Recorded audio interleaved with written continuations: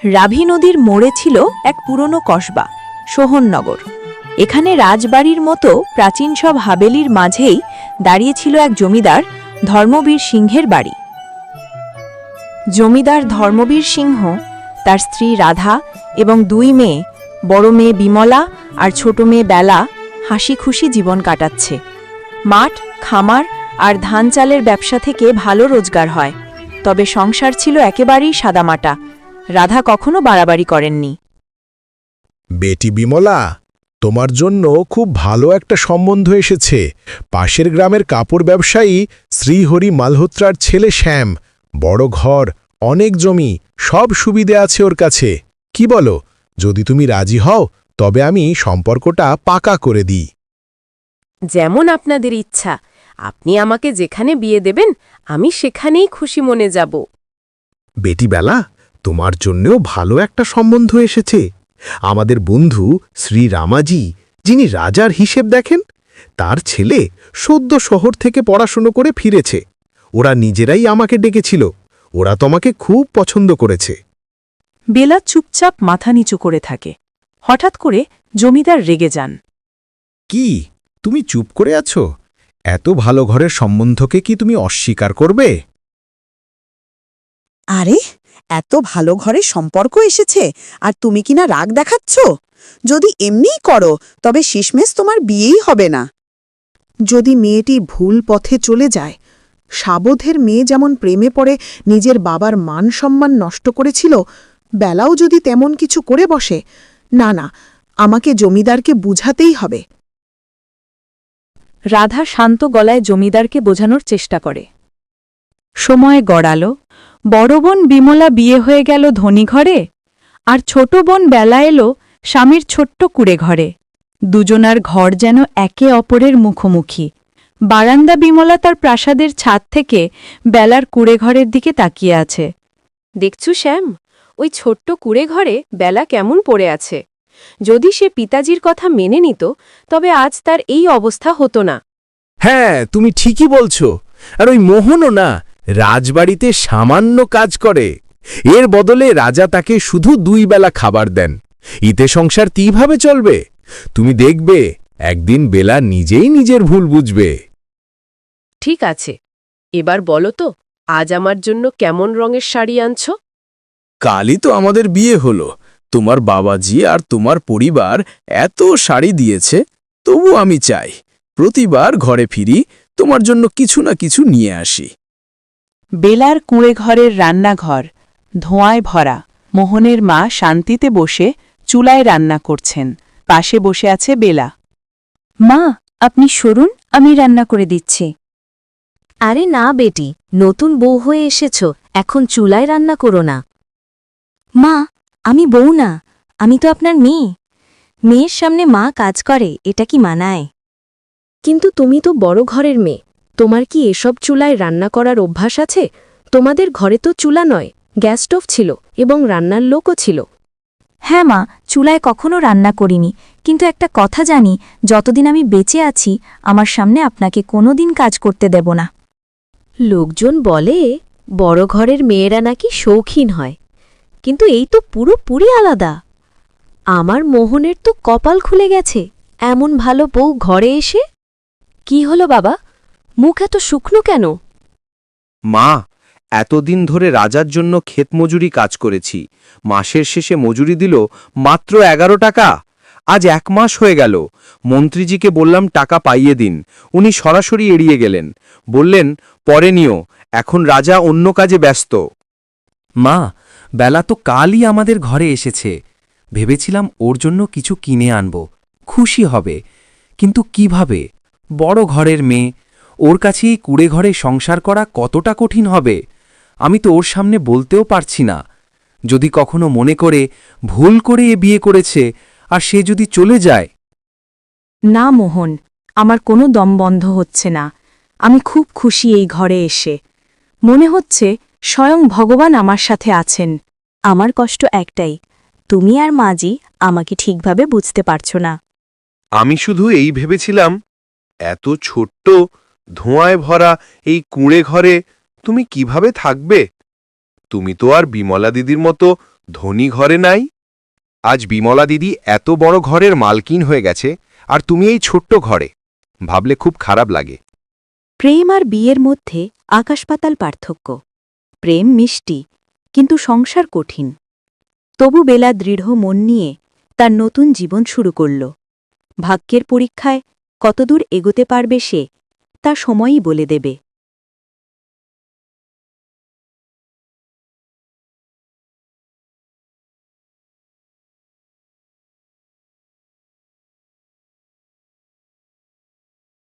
বাবু, তুমি তো সবসময় আমার কাছ থেকে মাছ কিনতে, কিন্তু কাল থেকে অন্য এক জেলে এসে পড়েছে ওই পুকুরে, বলে সে নাকি রাজার ঘনিষ্ঠ লোক।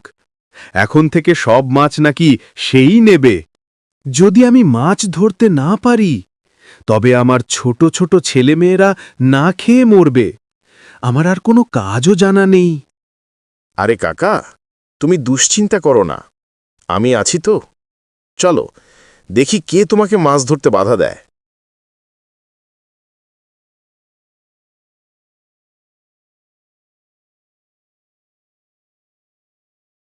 কিরে রতন, এই গরিব লোকটার মাছের ওপর কবজা করেছিস? ওর বাচ্চারা না খেয়ে মরবে। আপনি ঠিকই বলছেন সাহেব, কিন্তু এই পুকুর আমি ছাড়ব না। তবে একটা ব্যবস্থা আছে। যদি আপনি চান, পুকুরের 1 ভাগ মাছ আমি আপনাকে দেব। আপনাকে কিচ্ছু করতে হবে না, শুধুই জেলেকে সরিয়ে দিন। মাছ খাওয়ার শখ আমার আছে, তবে এত মাছ দিয়ে আমি করব কি? 1 অংশ মাছ আমি বিক্রি করব, আর টাকা আপনার বাড়িতে পৌঁছে দেব। সাহেব, আপনার নামই যথেষ্ট। রতন, তুমি কি বুঝতে পারছো তুমি যার ইজ্জত কেনার চেষ্টা করছো, সে তো পুরো গ্রামের সবচেয়ে ইমানদার মানুষ বলে পরিচিত। তাহলে সিদ্ধান্তটা সহজ করে দিন সাহেব। একবার মুখে বলে দিন, পুকুর কার হবে। হয়ে গেল সিদ্ধান্ত, এই পুকুর থাকবে রতনের দখলেই। এ কেমন বিচার সাহেব? আমি বছরের পর বছর আপনাকে সেবা দিয়েছি, আর আজ আপনি রতনের পাশে দাঁড়ালেন? আমার ছোট ছোট বাচ্চারা না খেয়ে মরবে। এটাই ছিল শ্যামের স্বভাব, এটাই তার লোভ। সে বারবার এভাবেই গরিবদের ঠকাত, আর ধীরে ধীরে তার ধনভাণ্ডার ভরে উঠত। মোহন ক্লান্ত শরীর নিয়ে বাড়ি ফিরছে। হঠাৎ শ্যামের হাভেলির কাছ দিয়ে যেতে গিয়ে কানে আসে কান্নার শব্দ।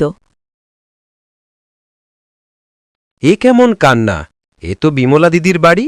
দিদি কি কোনো বিপদে পড়েছে নাকি? সেই এগিয়ে যায়, কান্নার শব্দ বাড়তে থাকে। এক বৃদ্ধা নারী হাবেলির ফটকের সামনে কাঁদছে। কাকিমা, কি হয়েছে আপনার?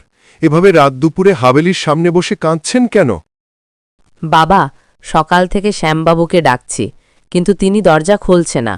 কাল আমার মেয়ের বিয়ে, কিছু গহনা বানিয়েছিলাম, ভেবেছিলাম বড় হাবেলিতে রাখলে নিরাপদ থাকবে।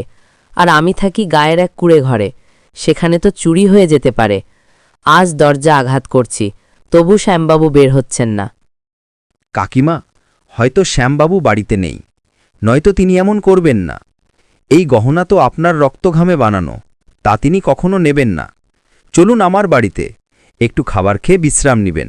পরে আবার এসে দরজায় দাঁড়ালে হয়তো শ্যামবাবুর সাথে দেখা হতে পারে। না বাবা, আমি নিজের চোখে দেখেছি শ্যামকে ভেতরে ঢুকতে। মোহন মনে প্রশ্ন, যদি শ্যাম ভেতরে থাকে তবে দরজা কেন খুলছে না? সত্য জানার তাগিদে সে জোরে ডাক দিল। শ্যামবাবু, ও শ্যামবাবু, দরজা খুলুন, আমি আপনাকে দেখতে এসেছি।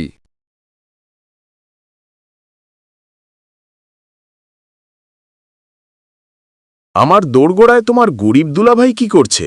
আবার কি ওর বাড়িতে আটা ফুরিয়ে গেছে নাকি? সত্যি বলতে, আমি এই গরিব লোকজনকে একদমই পছন্দ করি না। যেই না সংসারে একটু টানাটানি পড়ল, অমনি ভিক্ষার হাড়ি হাতে ধনী লোকদের দ্বারে ছুটে যায়। আমরা ধনী লোকেরা দিনরাত খেটে এখানে পৌঁছেছি, ওই গরিবদের মতোমায়, যারা শুধু অকর্মণ্য। শ্যামের কথাগুলো বিমলার কানে কষ্ট দিলেও সেও গরিবদের প্রতি খুব একটা সহানুভূতিশীল ছিল না। মোহনকে তো আমাদের বাড়িতে কেউ পছন্দ করে না। বাবা বেলাকে বকেছিলেন, মাও অনেক বুলিয়েছিলেন, কিন্তু বোকা মেয়েটা কিছুই শোনেনি। এই ভিখারির ঘরে গিয়ে বসেছে। বিয়েতে একটা শাড়ি পর্যন্ত দেয়নি তারা। আমি ভাবতেই পারছি না বেলা ওই কুড়ে ঘরে কি ভাবে থাকে। যদি কোনো ধনী ঘরে বিয়ে হতো, তবে আজ আমাদের দোরগোড়ায় আসতে হতো না। দরজা খুলে শ্যাম বের হয়, দেখে মোহন আর বৃদ্ধা কাকি দাঁড়িয়ে আছে। শ্যাম চমকে যায়। আমি ভেবেছিলাম বুড়ি চলে গেছে, অথচ এখনও দাঁড়িয়ে আছে। যদি মোহন সত্য জেনে জমিদারকে বলে দেয়, তবে আমি তার চোখে অপদস্থ হব। জমিদার কিন্তু সৎ মানুষ। কি হলো শ্যামবাবু, দরজা খুলতে এত দেরি কেন? কোথাও গিয়েছিলে নাকি? হ্যাঁ, আসলে আমি গোসল করছিলাম। ভেতরে নতুন নববধূ আছে, সে তো দরজা খুলতে পারে না। গোসল করছিলেন? কিন্তু আপনার চুল তো শুকনো লাগছে। মানে, যাচ্ছিলাম গোসল করতে, কিন্তু যাইনি। নতুন স্ত্রী আছে তো, কিছুটা দেরি হতেই পারে। তুমি তো আর আমার মতো নও যে সকাল থেকে বেরিয়ে রাত করে ফেরে। মোহন বুঝে গেল শ্যাম তাকে ছোট করার চেষ্টা করছে, তাই সে মূল কথায় আসে। কাকি বলছে তার মেয়ের বিয়ের জন্য গয়না বানিয়ে আপনার বাড়িতে রেখেছিলেন, এখন গয়না ফেরত চাইছে। পাগল বোধহয়। বলো তো দেখি, কেউ কি নিজের গয়না অন্যের বাড়িতে রাখে? তুমি আমাকে মিথ্যে দোষ দিচ্ছ। শ্যামবাবু, সেই দিন তো মেঘার বাড়িতে চুরি হয়েছিল, তখন আপনিই বলেছিলেন আমার বাড়িতে রাখলে চুরি হবে না, তাই আমি আমার গয়না আপনার কাছে রেখেছিলাম। কাল আমার মেয়ের বিয়ে, আজ আমি গয়না চাই। চুপ, না হলে ধাক্কা মেরে বাইরে ফেলে দেব। ভিক্ষা চাইলে বলো, কিন্তু মিথ্যা অপবাদ দিলে এর ফল ভয়ঙ্কর হবে। ভগবানকে ভয় করুন শ্যামবাবু, আপনি আমার ওপর চরম অন্যায় করছেন। দুদিন পর আমার মেয়ের বিয়ে, আমার মান সম্মান সব চলে যাবে। শ্যাম দরজা বন্ধ করে দিল। বুড়ি দাঁড়িয়ে রইল, চোখের জল থামল না। মোহনের বুক ভেঙে যাচ্ছিল, কিন্তু তার কিছু করার ছিল না। কাকি, কি আর করার, যা হবার হয়েছে তার ফেরানো যাবে না। আপনি বাড়ি চলুন। বাবা, কাল আমার মেয়ের বর আসবে। যদি বিয়েতে গয়না না দিই, তাহলে বিয়ে ভেঙে যাবে। বর ফিরে যাবে না কাকি, আর গয়নাও আপনি পাবেন। আমি তোমাদের খুঁজতে বেরিয়েছিলাম, মাঝপথে পেয়ে গেলাম। মাফ করবেন, তোমাদের কথোপকথন শুনে ফেলেছি। বেলা, তুমি কোন কথা শুনলে? এটাই যে কাকির মেয়ের বিয়ে গয়নার উপর নির্ভর করছে। যদি গয়না না থাকে তাহলে বিয়ে ভেঙে যেতে পারে, তাই তো? কিন্তু তুমি এতটা চিন্তিত হচ্ছ কেন? আর কিছু ছিল নাকি যা আমি জানি না? মোহের বুক ধকধক করতে লাগল, তার মনে শঙ্কা। যদি বেলা স্বামীর সত্যিটা জেনে যায়, তবে সে ভেঙে পড়বে। বোনের স্বামী যে এত নিচু মানুষ, সেটা সে সহ্য করতে পারবে না। কাকি কিছু বলতে যাচ্ছিলেন, এমন সময় মোহন তাড়াহুড়ো করে থামিয়ে দেয়। না না, আমরা ওই কথাই বলছিলাম। এই নিন কাকি, এগুলো আপনার মেয়ের বিয়েতে কাজে লাগবে। বেলা, তুমি এটা করতে পারো না, এগুলো তো বাবার দেয়া স্মৃতি। বাবা ভালোবেসে দিয়েছিল, কিন্তু এখন এর প্রয়োজন কাকির। আমার কাছে রাখার মানে নেই। আর যখন বাবা জানবেন তার দেওয়া গয়না একটা সংসার ভাঙা থেকে বাঁচিয়েছে, তখন তিনি আরও বেশি খুশি হবেন। বৃদ্ধা বারবার বারণ সত্ত্বেও বেলা তার গয়নাগুলো বৃদ্ধাকে দিয়ে দেয়। মোহন অবাক হয়ে বেলার দিকে তাকিয়ে থাকে। চল, বাড়ির ভেতরে যাই, মা আমাদের জন্য অপেক্ষা করছেন। পরদিন সকালে বেলা চুলোয় রান্না করছিল। হঠাৎ দরজায় সামনে এসে দাঁড়াল বিমলা। দিদি, আজ এত সকালে? আমার তো দিনটাই সুন্দর হয়ে গেল। জানো দিদি, আমি তোমায় ভীষণ মিস করি। তোর বিয়ে হয়েছে তো মাত্র কদিন হল, আর তুই সংসারের সব কাজ সামলে নিচ্ছিস? তোর চেহারার দিকে তাকাস, ধোঁয়ায় তো তোর রং কালো হয়ে গেছে। না দিদি, আমি এখানে খুব সুখেই আছি। আমার স্বামীও আমাকে খুব ভালোবাসে। শুধু রাজদরবার থেকে বেতন পেলে আমার জন্য একটা নতুন শাড়ি কিনে আনবে বলেছে। স্বামী যদি রাজকীয় চাকরিও করে কিন্তু বেতন না পায়, তবে তোর অবস্থা এইরকমই হবে। বেলার মুখে হালকা দুঃখের ছাপ, তবে চোখে দৃঢ়তা। বেলা থেকে গয়না পেয়ে কাকি রাজপ্রাসাদে গিয়ে শ্যামের সব অন্যায় কাজ ফাঁস করে দেয়। রাজা সব শুনে মন্ত্রীকে নির্দেশ দিলেন সত্যি কিনা খুঁজে বের করতে। মন্ত্রীজি, খুঁজে নিয়ে দেখুন এই বৃদ্ধা সত্যি বলছে নাকি মিথ্যা, কারণ শ্যাম তো গ্রামের সবচেয়ে ধনী মানুষ। যদি এই বুড়ি তার সম্পদ দেখে মিথ্যা অভিযোগ করে থাকে তবে এর শাস্তি ভয়ঙ্কর হবে। মহারাজ, শ্যামবাবু ওই পুকুর অন্যকে দিয়ে তার বিনিময়ে মাছ নিচ্ছিলেন, ফলে সেই মৎস্যজীবীর বাড়িতে খাওয়ার কিছুই ছিল না। ক্ষুধায় কষ্ট পেয়ে সে আত্মহত্যা করেছে। বৃদ্ধার অভিযোগে শ্যামবাবুর আসল চেহারা রাজা ও সভার লোকের সামনে বেরিয়ে আসে। এখন রাজা নিজেই শ্যামের ভাগ্য নির্ধারণ করবে। কাকি, তোমার কাছে কি কোনো প্রমাণ আছে যাতে বোঝা যায় শ্যামের বাড়িতে সত্যিই তোমার গহনা আছে কিনা? মহারাজ, আমার গহনাগুলোর মধ্যে 100 বছরের পুরনো একটা মুদ্রা আছে, তার এক কোণা ভাঙা। যদি সেটা শ্যামের বাড়িতে পাওয়া যায় তবে বুঝতে পারবেন সেই অপরাধী। রাজা সৈন্য পাঠালেন শ্যামের বাড়ি তল্লাশি করতে। অল্প সময় পরেই সৈন্যরা ফিরল। তাদের হাতে ছিল এক ঝাঁক গহনা, আর সেই গহনাগুলোর ভেতরেই ছিল সে পুরনো এক কোণা ভাঙা পুরনো মুদ্রা। শ্যাম, আমরা তোমাকে কি ভেবেছিলাম আর তুমি কি প্রমাণ করলে? তুমি গোটা গ্রামকে প্রতারিত করেছ। তুমি তো মানুষ বলার যোগ্য নও, তোমাকে মৃত্যুদণ্ড দেওয়া হবে। মহারাজ, একবার ভেবে দেখুন, যদি শ্যামজিকে মৃত্যুদণ্ড দেন তবে শুধু বিমলা দিদির সংসারই ভেঙে যাবে না, জমিদার পরিবারের সম্মানও শেষ হয়ে যাবে। জমিদারজি কত আশা নিয়ে শ্যামজিকে জামাই করেছিলেন। রাজা গভীরভাবে মোহনের দিকে তাকালেন। মোহন, তুমি আর শ্যাম দুজনেই ওই দরবারের জামাই, অথচ আকাশ পাতাল ফারাক তোমাদের মধ্যে। তুমি সৎ ও নেক হৃদয়ের মানুষ, আর ও এক চোর। তবে আমি তোমার কথা শুনছি। শ্যামকে আমি একবার শেষ সুযোগ দেব। মোহন ও শ্যামের মধ্যে এক প্রতিযোগিতা হবে। যদি শ্যাম জেতে আমি তাকে ক্ষমা করব, কিন্তু যদি আবার হারে তবে মৃত্যুদণ্ড নিশ্চিত। ঠিক আছে মহারাজ, আমি রাজি।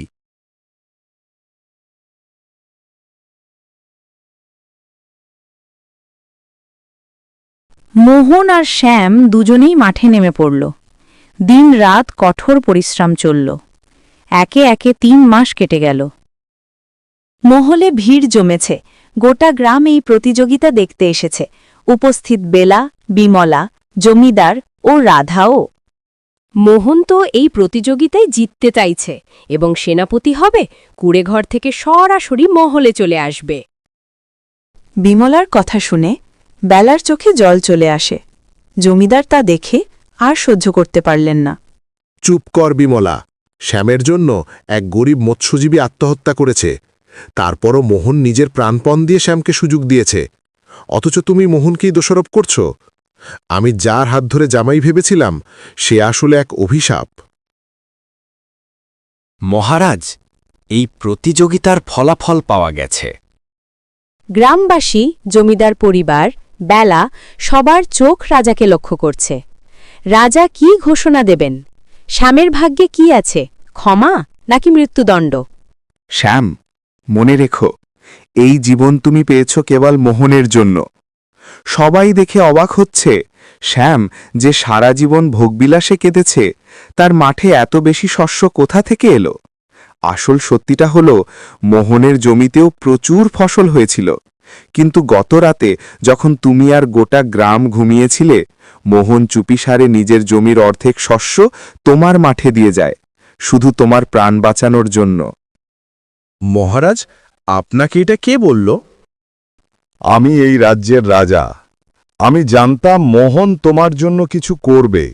যেদিন সে প্রাণের ঝুঁকি নিয়ে তোমার পক্ষে আমাদের সামনে দাঁড়ালো, সেদিন থেকেই আমি তার ওপর নজর রেখেছিলাম। আর গতরাতে নিজের চোখেই দেখেছি সে কিভাবে তোমার মাঠে ফসল ঢেলে দিয়েছে। মোহনের মহানতা আমাদের চোখ খুলে দিয়েছে। আমরা তাকে দেখে গর্বিত। তার পরিশ্রম আর মানবিকতা আমাদের মন জয় করেছে। তাই আমরা তোমাকে জীবন দান দিচ্ছি, আর মোহনকে এই রাজ্যের সেনাপতি ঘোষণা করছি। আজ থেকেই মোহন ও তার পরিবার এই মহলেই থাকবে। এই মহলে মোহনের মতো সাহসী, ন্যায়বান যুবকের খুব দরকার। বেলা, আমি কত ভুল করেছি। মোহনকে সবসময় অপমান করেছি, কষ্ট দিয়েছি, অথচ সে আমাদের জন্য এত কিছু করেছে। আমি জানি না তুমি আমাকে ক্ষমা করবে কিনা। সত্যি আমি ক্ষমার যোগ্য না। এমন কথা বলো না দিদি, বড়রা ছোটদের কাছে থেকে ক্ষমা চায় না। আর মোহন যা করেছে সেটা তার কর্তব্য ছিল। ভাই, আমাকে তুমি মাফ করে দাও। আমি তোমার সঙ্গে অনেক খারাপ ব্যবহার করেছি, কত অন্যায় কথা বলেছি, কিন্তু যা হয়ে গেছে সেটা ভুলে যাও। সামনে নতুন জীবন ডাক দিচ্ছে, আমরা একসঙ্গে সেই জীবনকে স্বাগত জানাই। সব ঠিক হয়ে যাবে ভাই, এসো দিদির কাছে চলো। এরপর থেকে মোহন তার পরিবার নিয়ে মহলে থাকতে লাগল। সে শুধু সেনাপতি নয়, রাজ্যের মানুষের হৃদয়ে আসন করে নিল। শ্যামও নিজের ভুল বুঝতে পেরে সৎপথে ফিরে আসে। বেলা, বিমলা, জমিদার পরিবার নতুন করে সুখে শান্তিতে জীবনযাপন করতে শুরু করে।